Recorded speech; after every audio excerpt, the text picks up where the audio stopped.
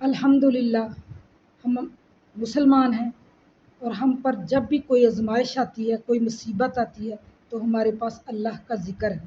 ہمارے دل کو اللہ کے ذکر سے اطمینان ملتا ہے، ہمارے دل کو سکون ملتا ہے۔ ہم اپنے رب کو پکارتے ہیں، اس سے دعا کرتے ہیں، وہ ہماری دعاؤں کو سنتا ہے۔ ہم اس پر بھروسہ کرتے ہیں، وہ ہمارے بھروسے کو پورا کرتا ہے، ہمارے بھروسے کو مضبوط کرتا ہے۔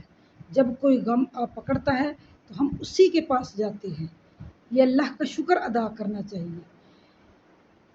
دیکھیے، وہ جو غیر مسلم ہیں، جب ان کو کوئی مصیبت آتی ہے، کوئی غم آتا ہے، نہ ان کے پاس اللہ کی یاد ہوتی ہے، نہ اللہ کا ذکر ہوتا ہے، اور اسی طرح ان کا غم بڑھتا جاتا ہے، ان کی تکلیف بڑھتی رہتی ہے، اور وہ اندھیرے کی طرف چلے جاتے ہیں۔